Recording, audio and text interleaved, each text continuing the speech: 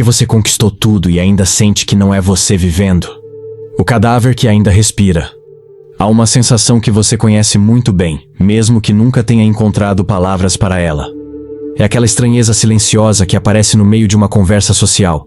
Quando você ri no momento certo, responde o que se espera de você, gesticula com precisão, e ainda assim, em algum lugar abaixo do externo, algo observa tudo aquilo com uma distância fria e desconcertante. Como se você fosse dois, o que performa e o que assiste. O que fala e o que permanece mudo. E o mais perturbador não é a presença desse observador interno. O mais perturbador é que com o tempo você passou a ter medo dele. James Hillman, um dos últimos grandes cartógrafos da alma ocidental, dedicou décadas a investigar uma ferida que a psicologia convencional raramente tem coragem de nomear: a traição do daimon. Para Hillman, cada ser humano nasce carregando uma imagem singular, um padrão arquetípico que ele chamou de a semente da alma. Uma forma interior que deseja se manifestar no mundo com a mesma urgência orgânica com que uma raiz busca a terra úmida. Esse daimon não é um talento, não é uma vocação de currículo, não é aquilo que você escolheu na faculdade porque era prático. Ele é anterior a tudo isso. Ele é o que você era antes que o mundo te dissesse quem você deveria ser. O assassinato da alma não acontece de uma vez. Não existe um momento dramático, uma ruptura visível, um dia em que você acorda e percebe que algo morreu dentro de você. Ele acontece em camadas, com a paciência cirúrgica de quem não pressa. Acontece na primeira vez que você engoliu uma opinião verdadeira para não decepcionar alguém. Acontece no dia em que você escolheu o caminho seguro e chamou isso de maturidade. Acontece em cada pequena traição, tão cotidiana, tão banal, que você aprendeu a não registrá-la mais. O psiquismo humano é extraordinariamente adaptável, e é exatamente essa adaptabilidade que se torna a arma mais silenciosa contra a própria essência. Carl Jung chamou esse processo de inflação da persona, a máscara social que começamos a usar como proteção, e que com décadas de uso, começa a aderir à pele. A persona não é má por natureza. Ela cumpre uma função legítima. Ela nos permite navegar o mundo coletivo sem sangrar em todos os encontros. O verdadeiro problema que este vídeo se propõe a investigar, é quando a máscara deixa de ser uma ferramenta e se torna uma identidade. Quando você não usa mais a persona. Quando a persona usa você. E quando isso acontece, o que resta não é uma pessoa vivendo uma vida. É um papel sendo interpretado por um fantasma que ainda tem batimento cardíaco. Você já se sentiu completamente sozinho em uma sala cheia de pessoas que te amam? Já sentiu que mesmo nos seus momentos de maior sucesso, havia um vazio no centro da conquista, como se quem tivesse chegado até ali não fosse exatamente você? Essa não é uma falha de caráter. Essa não é uma patologia clínica que se resolve com técnicas de autoestima. Isso é o daimon batendo na parede de dentro. É a alma original, a que sobreviveu enterrada sob anos de adaptação, tentando te lembrar de que ainda existe. E a questão que este canal se recusa a deixar passar em branco é esta: por quanto tempo mais você vai fingir não ouvir? A anatomia da traição. A traição da alma raramente vem de fora. Esse é o detalhe que dói com uma precisão particular. O detalhe que a maioria das pessoas passa a vida inteira recusando encarar. Não foi o mundo que matou quem você era. Foram as suas próprias mãos, guiadas pelo medo, que ergueram tijolo por tijolo a prisão que você hoje chama de personalidade. Jung observou com uma lucidez quase cruel que o processo de socialização humana é, em sua essência, um processo de amputação seletiva. A criança que chega ao mundo é um organismo completo de impulsos, contradições, desejos e medos. Um sistema vivo e caótico que pulsa sem pedir permissão. E então o mundo, com sua necessidade de ordem e previsibilidade, começa a ensinar quais partes desse organismo são aceitáveis e quais devem ser enterradas. O que não é aceito não desaparece. Essa é a verdade fundamental que a psicologia profunda nos obriga a confrontar. O que é rejeitado, suprimido, envergonhado até o silêncio, migra para aquilo que Jung nomeou como a sombra, o repositório psíquico de tudo que você é, mas aprendeu a acreditar que não deveria ser. A raiva que era grande demais. A sensibilidade que era fraca demais. A ambição que era arrogante demais. O estranho que era esquisito demais. Cada uma dessas facetas foi julgada, condenada e exilada para um território interno que você passou a não visitar mais. Mas a sombra não é um arquivo morto. Ela é um organismo vivo, e organismos vivos exercem pressão. Hillman aprofundou esse entendimento com uma perspectiva que vai além da psicologia clínica e toca algo mais antigo, mais mítico. Para ele, a sombra não é apenas o repositório dos traumas e das rejeições sociais. Dentro da sombra está escondido o daimon suprimido, a vocação original da alma que foi considerada inconveniente demais para o roteiro que a família, a cultura e o sistema econômico já haviam escrito para você, antes mesmo de você ter aprendido a ler. A traição, portanto, opera em duas camadas simultâneas. Na superfície, você traiu suas emoções e seus impulsos mais verdadeiros. Nas profundezas, você traiu o padrão original da sua existência, a razão arquetípica pela qual, segundo Hillman, você nasceu. E aqui chegamos ao paradoxo que transforma essa ferida em algo verdadeiramente perturbador. O zumbi funcional, aquele ser que possui emprego, relacionamentos, rotina e até momentos de alegria superficial, não é o resultado de uma fraqueza. É o resultado de uma competência extraordinária. Você foi tão eficiente em se adaptar, tão preciso em calibrar sua performance social, tão disciplinado em silenciar o que era inconveniente, que construiu uma vida inteiramente habitável para qualquer pessoa, menos para você. É a tragédia de quem aprendeu a sobreviver tão bem, que esqueceu completamente como é simplesmente existir. A sobrevivência substituiu a presença. A funcionalidade substituiu a vitalidade. E o mais grave, ninguém ao redor nota a diferença, porque a máscara foi esculpida com maestria. Então pergunte a si mesmo, sem a proteção das suas justificativas habituais: quando foi a última vez que você fez algo que não tinha nenhuma utilidade social, nenhuma aprovação esperada, nenhum retorno calculado? Quando foi a última vez que você agiu a partir de um impulso tão verdadeiro que te assustou? Quando foi a última vez que a sua vida pareceu sua, não no sentido de posse, mas no sentido de pertencimento? Se a resposta demora a chegar, se você precisa escavar para encontrá-la, isso não é uma falha de memória. É o diagnóstico mais honesto que você jamais receberá. A alma que foi traída não grita. Ela se torna gradualmente mais fria, mais distante, mais estranha a si mesma. Até que um dia você se olha no espelho e reconhece o rosto, mas não encontra ninguém dentro. Os sintomas do daimon acorrentado. Existe uma forma de sofrimento que a cultura moderna não sabe nomear porque não encaixa em nenhuma categoria de crise visível. Não é a depressão clínica que paralisa o corpo e apaga a vontade. Não é a ansiedade que acelera o pulso e turva o pensamento. É algo mais sutil e, por isso mesmo, mais devastador. É uma espécie de anestesia existencial. Uma sensação persistente de que você está presente em tudo, mas tocado por nada. Você come, mas não saboreia. Você ri, mas o riso não desce. Você conquista, e no exato momento em que deveria sentir a plenitude da chegada, encontra apenas um silêncio vazio onde deveria haver ressonância. Hillman diria que esse silêncio tem um nome. Ele é a ausência do daimon. É o eco de uma alma que parou de se reconhecer no próprio percurso. O primeiro sintoma que merece ser dissecado é o vazio pós-conquista. Aquela sensação desconcertante que aparece imediatamente após você alcançar algo pelo qual trabalhou por anos. A promoção chegou. O relacionamento se consolidou. O número na conta bancária atingiu o patamar que você havia estabelecido como suficiente. E então, no silêncio que se segue à conquista, em vez de plenitude, você encontra uma pergunta que não foi convidada. E agora? Não como ambição por mais, mas como desorientação genuína.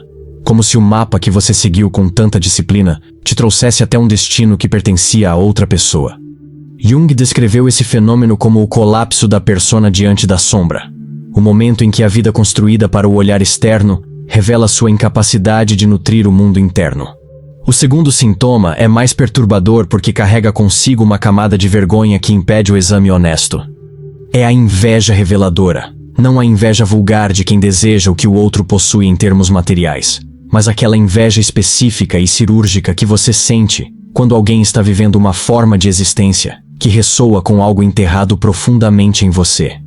Você vê um artista abandonando uma carreira segura para criar algo verdadeiro, e sente um aperto no peito que você rapidamente classifica como admiração para não ter que reconhecer o que realmente é. Você encontra alguém que fala com uma autenticidade desconcertante, que não pede licença para ocupar o próprio espaço, e em vez de apenas admirá-lo, você sente uma dor difusa que não sabe de onde vem.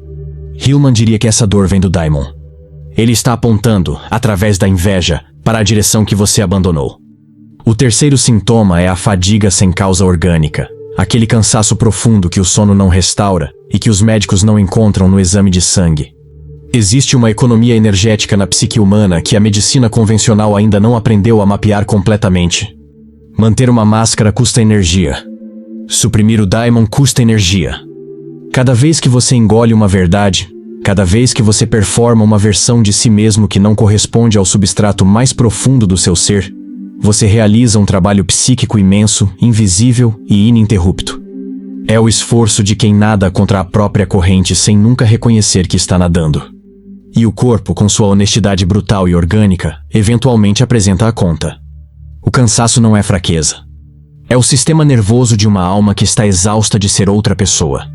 E então, há o sintoma mais silencioso de todos, aquele que se instala não como uma crise, mas como uma climatologia permanente da existência. É a sensação de ser um estrangeiro na própria vida, de observar seus dias com a distância ligeiramente dissociada de quem assiste a um filme sobre si mesmo, sem conseguir sentir que é o protagonista. Você está lá, completamente funcional, completamente presente segundo todos os critérios externos, e ainda assim, há um véu fino mas impenetrável entre você e a experiência vivida. Jung chamaria isso de dissociação entre o ego e o self. A ruptura entre quem você aprendeu a ser e quem você fundamentalmente é. Hillman chamaria de exílio do daimon.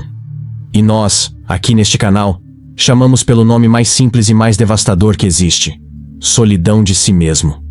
A revolta necessária da alma. Há um momento, e quem já o viveu reconhece sua textura inconfundível, em que o peso de ser quem você não é se torna maior do que o medo de ser quem você realmente é. Não é um momento de iluminação. Não é uma epifania dourada que chega com música de fundo e clareza cristalina. É quase sempre um momento de ruptura sombria, de exaustão tão completa que as paredes que você construiu para se proteger começam a parecer a própria prisão. Hillman descreveu esse limiar com uma precisão que poucos filósofos alcançaram. Ele não é o começo da cura, ele é o começo da honestidade. E honestidade, a honestidade verdadeira e visceral sobre quem você se tornou e o que você enterrou para chegar até aqui, é sempre, sem exceção, um ato de violência contra a versão fabricada de si mesmo. A revolta da alma não é a rebeldia adolescente de quem destrói por destruir, sem direção, sem substância, sem raiz. Ela é algo mais antigo e mais grave. É o movimento arquetípico do ser que finalmente para de pedir permissão para existir segundo sua própria natureza. Jung observou que a individuação, o processo pelo qual um ser humano se torna genuinamente ele mesmo, jamais começa em território confortável. Ela começa sempre em uma crise de identidade, no momento em que a persona racha, sob o peso do que ela foi forçada a conter.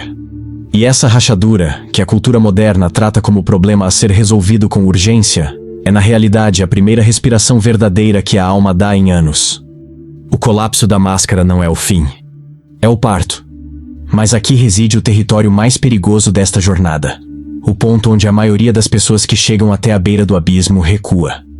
Porque a revolta da alma exige um preço que nenhum sistema de autoajuda tem coragem de declarar abertamente. Ela exige que você decepcione alguém.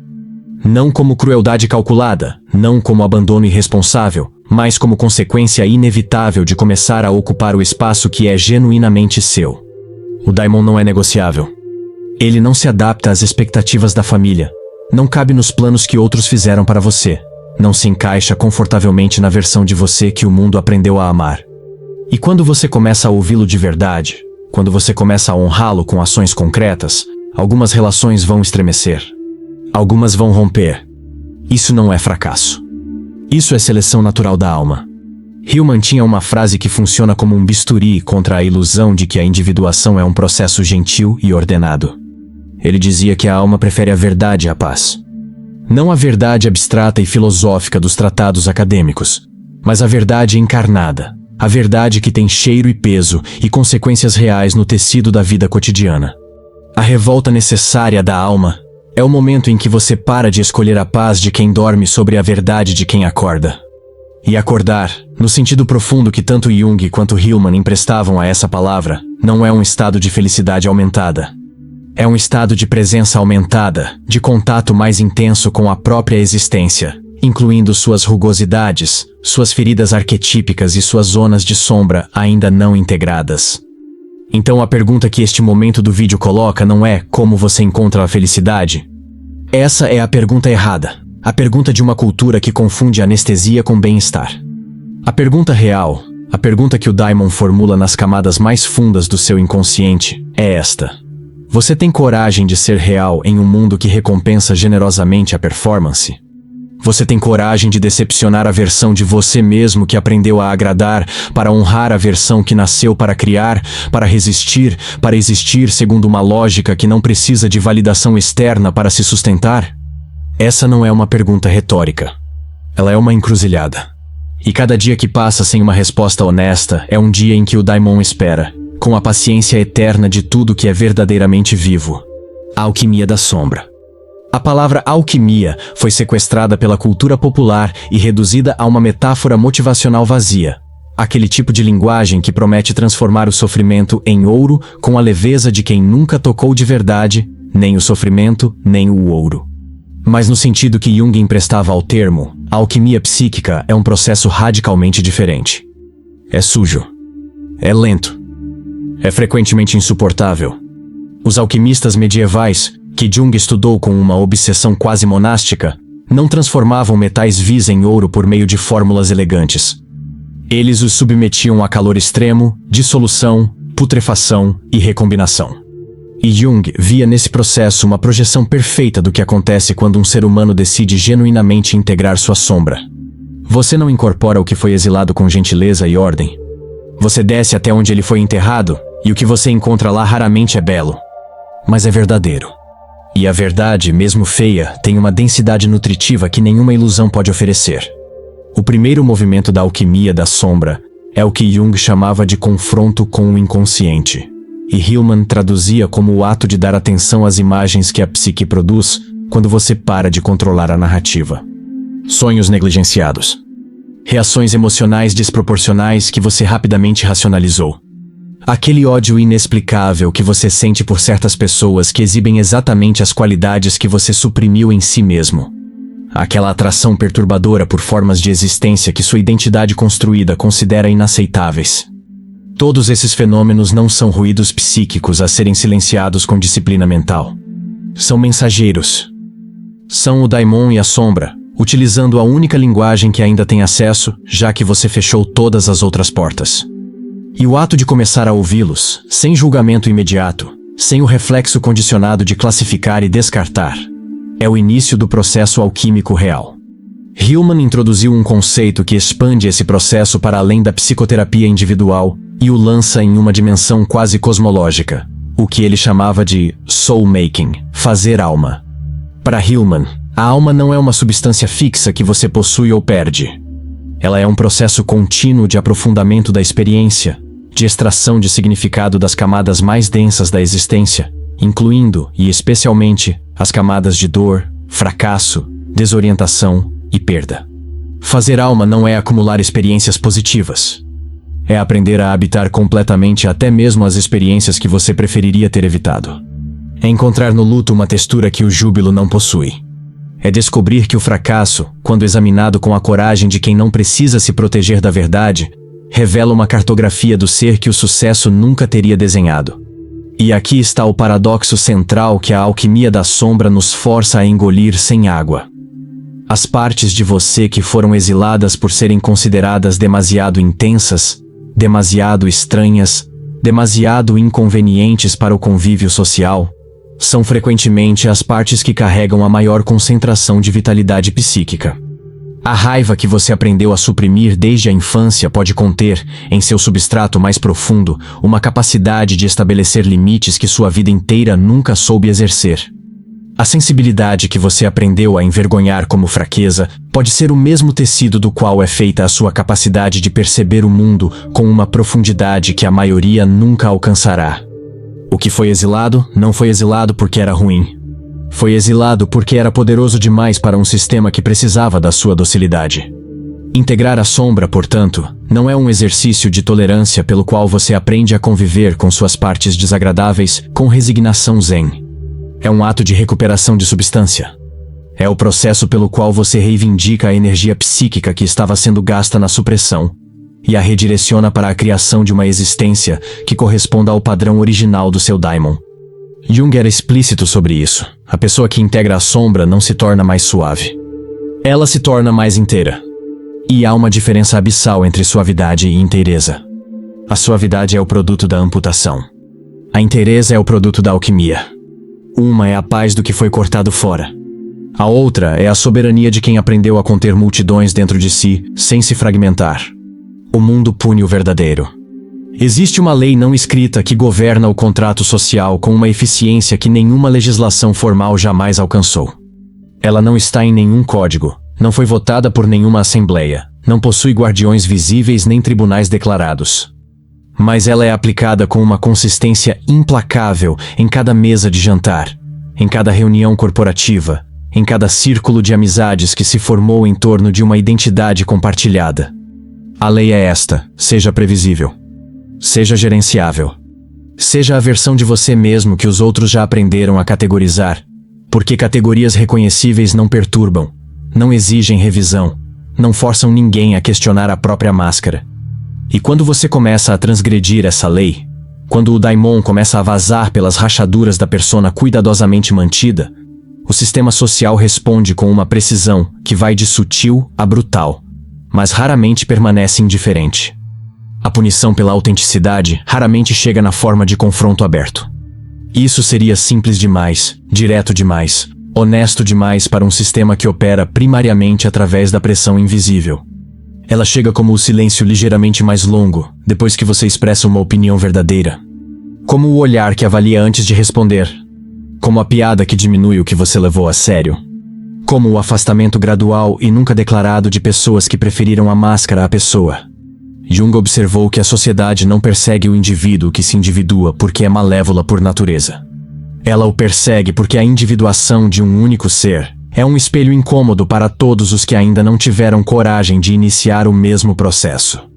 A autenticidade incomoda não por ser agressiva, mas por ser uma presença que torna a ausência de si mesmo nos outros impossível de ignorar. Hillman foi além e apontou para algo que as ciências sociais convencionais hesitam em nomear com essa franqueza. As instituições humanas, a família, a escola, o mercado de trabalho, foram construídas estruturalmente para produzir personas funcionais, não seres individuados. Não porque exista uma conspiração consciente de supressão da alma humana, mas porque instituições, por sua natureza, precisam de previsibilidade para sobreviver, e a alma genuína é radicalmente imprevisível.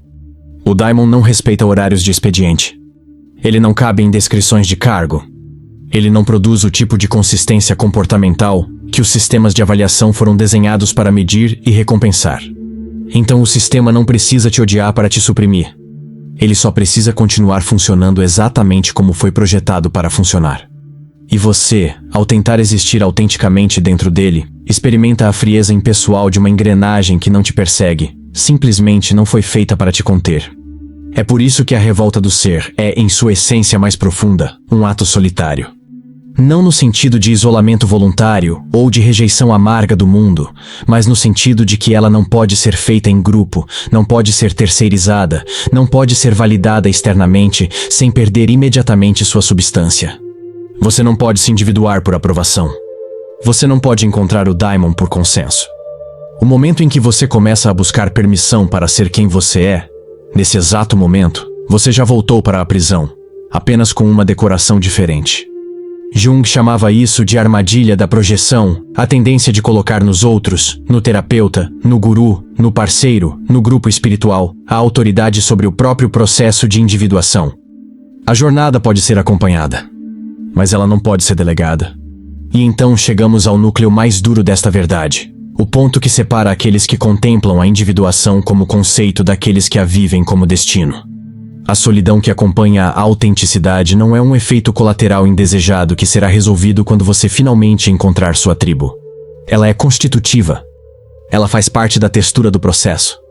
Porque quanto mais você se torna genuinamente você mesmo, mais você se torna algo que não existia antes com essa configuração exata, algo que o mundo ainda não tem categoria para receber completamente. Você se torna, nas palavras que Hillman não temia usar, uma anomalia necessária. E anomalias necessárias não são confortáveis de ser. Mas são, De todas as formas possíveis de existência humana, as únicas que deixam uma marca que não se apaga quando a máscara é retirada. O chamado que não pede licença. Há uma qualidade particular nos momentos em que o Daimon se manifesta com força suficiente para atravessar todas as camadas de supressão que você construiu ao longo dos anos. Esses momentos não chegam com a elegância de uma revelação filosófica. Eles chegam com a brutalidade orgânica de algo que não foi convidado e não se importa com isso. Chegam no meio de uma crise que você não planejou, de um fracasso que desfez uma identidade inteira, de uma perda que removeu o chão sob uma estrutura de vida que parecia sólida.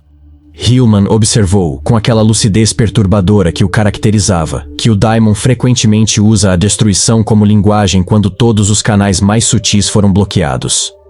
Não por crueldade, mas por necessidade. Porque há uma urgência ontológica no padrão original da alma que não se satisfaz com adiamentos indefinidos. O Daimon não envia lembretes. Ele envia terremotos. O fracasso, dentro dessa perspectiva, deixa de ser um evento a ser superado e se torna um texto a ser lido. Não com a leitura rasa de quem extrai lições motivacionais para reconstruir mais rápido a mesma estrutura que colapsou, mas com a leitura densa de quem pergunta: o que em mim precisava morrer para que algo verdadeiro pudesse ter espaço? Jung era explícito sobre o valor psíquico do que ele chamava de enantiodromia, o processo pelo qual qualquer coisa levada ao extremo inevitavelmente se converte em seu oposto. A vida construída com excesso de controle colapsa em caos. A identidade construída com excesso de conformidade colapsa em crise existencial. E esses colapsos, por mais devastadores que sejam na superfície, carregam em seu interior a semente exata do que a alma precisava para retomar o curso que o Daimon havia traçado desde o início. Existe também uma categoria de escolhas que o Daimon produz e que a mente racional jamais consegue justificar completamente. Aquelas decisões que você tomou, sabendo que eram ilógicas, segundo todos os critérios que sua educação te ensinou a aplicar. A mudança de carreira que não fazia sentido financeiro, mas que produziu em você uma vitalidade que anos de estabilidade nunca haviam gerado. O relacionamento que você encerrou mesmo sem ter outro à vista, guiado por uma clareza interna que não sabia nomear, mas que era mais real do que qualquer argumento que você poderia ter construído para ficar. O projeto que você começou sem audiência, sem garantia, sem validação prévia, movido por algo que residia abaixo do nível onde as justificativas racionais operam. Hillman chamava essas escolhas de obediência ao Daimon, e observava que as pessoas que as fazem frequentemente não conseguem explicá-las satisfatoriamente para ninguém, incluindo para si mesmas, porque elas não emergem da lógica. Elas emergem da substância. O chamado do Daimon também se manifesta através daquilo que Hillman identificou como as perturbações persistentes, os temas que retornam repetidamente ao longo de uma vida com uma insistência que não pode ser atribuída apenas ao acaso. O assunto que você não consegue parar de estudar mesmo sem uma utilidade declarada.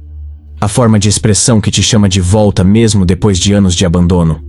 A injustiça específica que te inflama com uma intensidade desproporcional em relação a tudo ao redor. Esses retornos não são coincidências.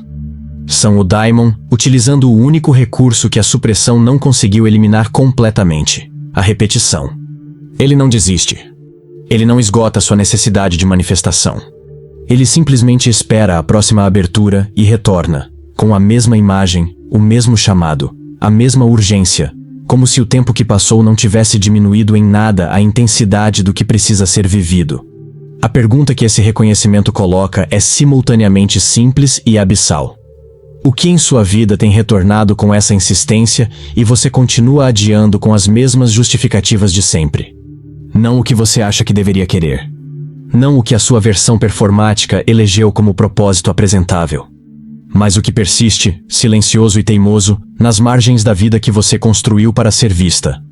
Porque o Daimon não habita o centro da sua persona. Ele habita as margens. Ele está nas coisas que você faz quando ninguém está assistindo. Nas perguntas que você formula quando a mente finalmente para de gerenciar a imagem.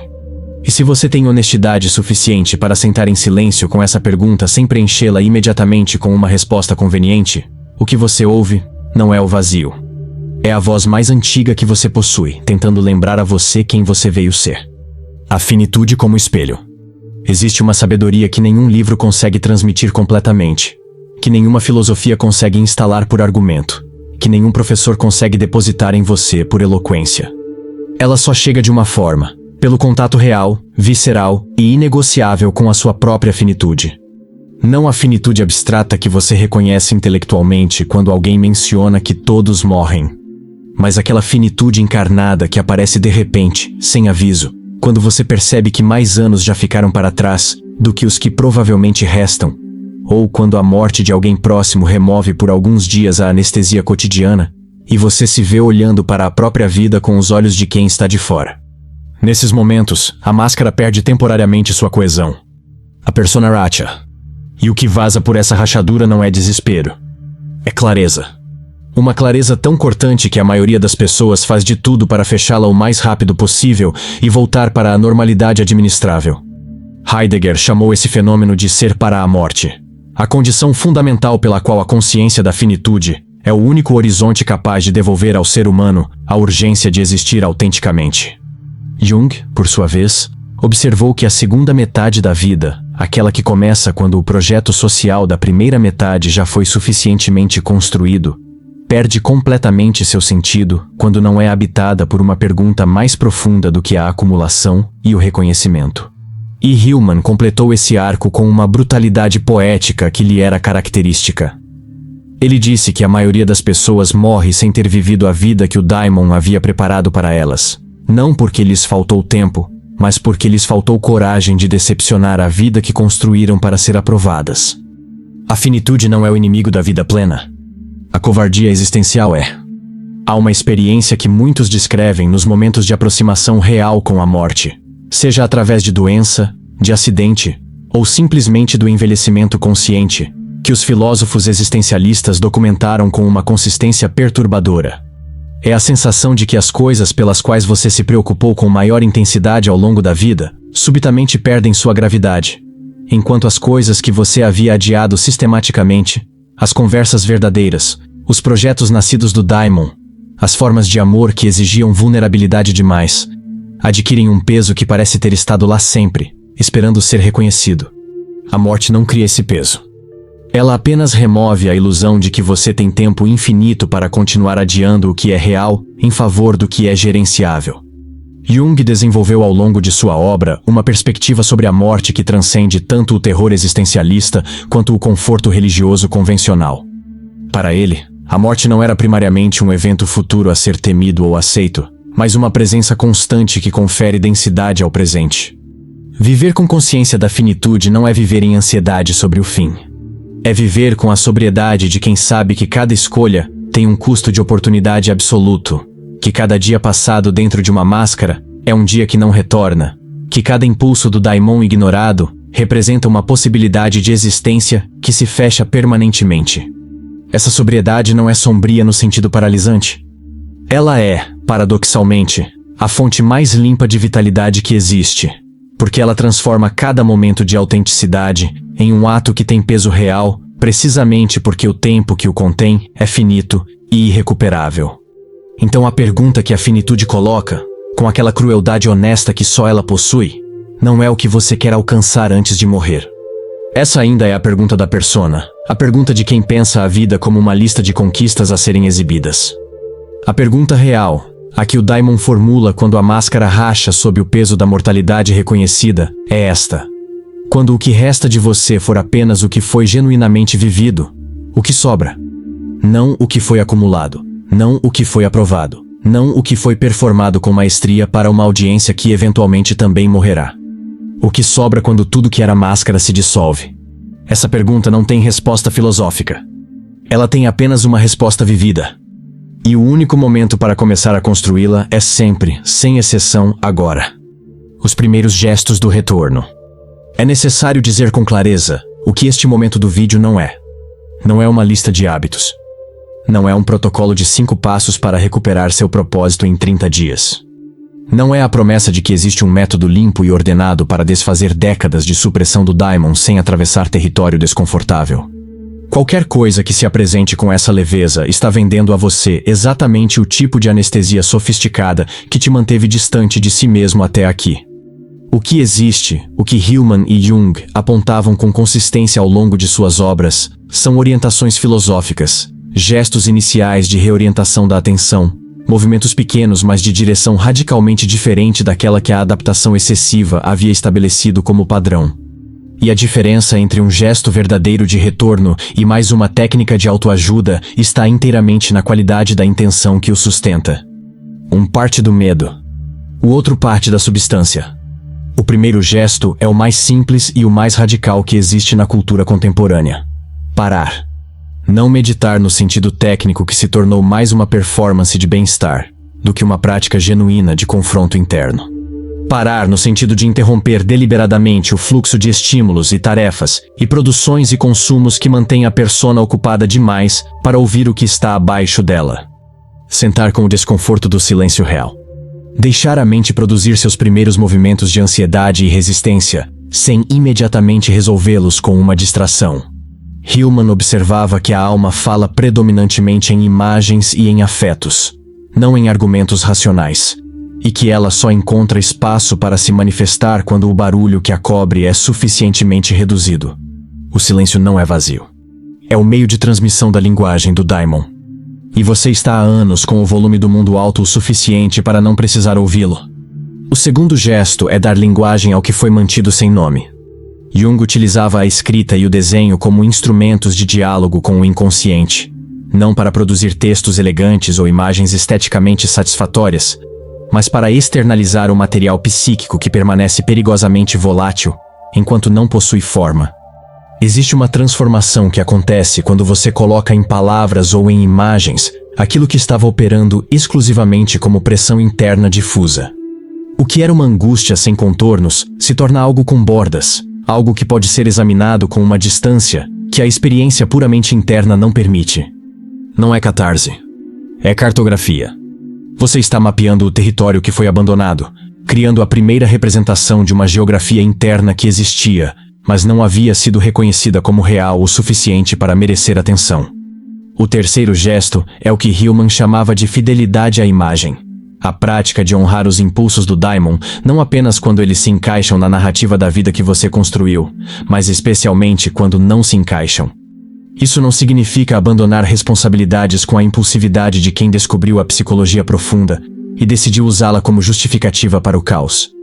Significa começar a fazer, em escala pequena mas consistente, as escolhas que partem do substrato mais verdadeiro do seu ser, em vez das que partem exclusivamente da aprovação esperada. Significa dizer não quando o não é verdadeiro, mesmo sem ter um argumento irrefutável para apresentar. Significa começar o projeto sem esperar as condições perfeitas que a persona sempre vai encontrar uma razão para considerar insuficientes. Significa tratar o daimon não como um ideal distante a ser alcançado quando tudo estiver em ordem, mas como uma presença que precisa ser honrada agora, com os recursos imperfeitos e o tempo fragmentado que a vida real oferece. E o quarto gesto, o mais difícil e o mais necessário, é aprender a suportar a ambiguidade do processo sem exigir que ele produza resultados visíveis em uma velocidade compatível com a cultura da transformação instantânea. A individuação não tem linha de chegada declarada. Ela não produz um estado final de inteireza que você atinge e mantém confortavelmente pelo resto da vida. Ela é um processo contínuo de aprofundamento, de integração progressiva, de diálogo permanente entre o ego e o self, entre a persona e o daimon, entre a luz que você exibe e a sombra que você está aprendendo a não temer. Jung viveu esse processo até o fim da sua vida e nunca o descreveu como resolvido. Hillman idem. E há uma soberania particular em aceitar que a jornada em direção a si mesmo não é uma crise a ser superada, mas uma orientação a ser mantida, dia após dia, com a disciplina silenciosa de quem decidiu que a verdade, por mais rugosa que seja, é o único território onde a alma consegue realmente respirar. O pacto com o abismo. Chegamos ao fim desta imersão. Não ao fim de uma jornada, porque jornadas como esta não terminam em vídeos, não terminam em epifanias limpas, não terminam em momentos de resolução cinematográfica, onde a música sobe e a clareza finalmente chega com a suavidade prometida pelos sistemas que vendem transformação como produto. Chegamos ao fim de um mapeamento. E mapas não resolvem o território. Eles apenas tornam a travessia um pouco menos cega. O que foi dito aqui sobre o daimon traído, sobre a persona que devora a alma, sobre o zumbi funcional que possui tudo e sente cada vez menos, não foi dito para te confortar. Foi dito para te devolver algo que a adaptação excessiva havia tomado de você sem que você percebesse o roubo. A capacidade de nomear com precisão a ferida arquetípica que você carrega. E nomear uma ferida não a cura imediatamente, mas impede que ela continue operando na escuridão completa, onde as coisas não nomeadas têm todo o poder. Hillman escreveu, em uma das passagens mais densas de toda a sua obra, que a alma não precisa ser salva. Ela precisa ser reconhecida. Há uma distinção abissal entre esses dois verbos que vale a pena habitar por um momento. Salvar implica que algo está perdido, danificado além do alcance de si mesmo, dependente de uma intervenção externa para retornar à funcionalidade. Reconhecer implica que algo sempre esteve presente, esperando apenas que o olhar se voltasse para ele com a seriedade que ele merecia. O daimon não foi destruído pelo processo de adaptação social. Ele foi obscurecido. E há uma diferença entre o que foi destruído e o que foi obscurecido, porque o que foi apenas obscurecido ainda possui sua forma original intacta, esperando sob as camadas de persona acumulada, com a paciência de tudo que é fundamentalmente real. Se você chegou até aqui neste vídeo, se você não abandonou esta imersão quando ela se tornou desconfortável, quando começou a tocar em territórios que você preferiria ter deixado intocados, isso não é trivial. A maioria das pessoas abandona qualquer confronto com a própria profundidade no momento exato em que ele começa a ser real. Você não abandonou. E isso diz algo sobre você que nenhum sistema de avaliação externo consegue medir com precisão. Diz que em algum lugar, abaixo de todas as camadas de adaptação e performance e sobrevivência funcional, o daimon ainda está vivo em você. Ainda pulsa. Ainda insiste. Ainda produz aquela inquietação que você às vezes chama de ansiedade e que é, na verdade, a pressão de algo verdadeiro tentando encontrar passagem para o mundo. A solidão que você sente quando pensa sobre essas coisas não é um defeito. É a marca de quem não consegue mais se satisfazer com a superfície. Jung passou os últimos anos de sua vida construindo com as próprias mãos uma torre de pedra à beira do lago de Zurique, um espaço sem eletricidade, sem telefone, sem as mediações da modernidade que ele havia estudado com tanta profundidade. Ele dizia que precisava daquele lugar para ouvir o que o mundo barulhento tornava impossível de escutar. Hillman, por sua vez, dedicou sua vida inteira a devolver à psicologia uma linguagem que não amputasse a alma no processo de tentar compreendê-la. Dois homens que poderiam ter escolhido o conforto da aprovação acadêmica e preferiram a rugosidade da verdade. Não porque fossem heróis de uma narrativa edificante, mas porque o daimon, no caso deles, não aceitava menos do que a totalidade. E a totalidade, como toda esta imersão tentou demonstrar, nunca é limpa, nunca é confortável, nunca é aprovada, unanimemente. Ela é simplesmente real.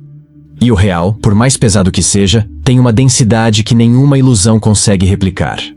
Este canal não existe para te dizer que tudo vai ficar bem. Existem canais suficientes no mundo cumprindo essa função com competência. O éter consciente existe para permanecer acordado contigo nas horas em que o conforto fácil não é mais suficiente. Para nomear o que a cultura prefere deixar sem nome. Para descer até onde a maioria não desce e relatar com honestidade o que existe lá. Se algo nesta imersão tocou uma camada que você havia aprendido a não visitar, se algo aqui ressoou com aquela parte sua que observa tudo com distância fria e reconhece a performance sem conseguir mais se satisfazer com ela, então o convite que este canal estende a você não é o convite de quem promete respostas. É o convite de quem aceita as perguntas mais difíceis como companhia permanente. Inscreva-se no éter consciente não como quem busca conforto, mas como quem aceita um pacto de lucidez. Um pacto com o abismo. Um compromisso de permanecer acordado mesmo quando dormir seria infinitamente mais fácil. Eu sou o éter consciente. E enquanto o mundo dorme, nós permanecemos acordados. Até a próxima imersão. Gratidão.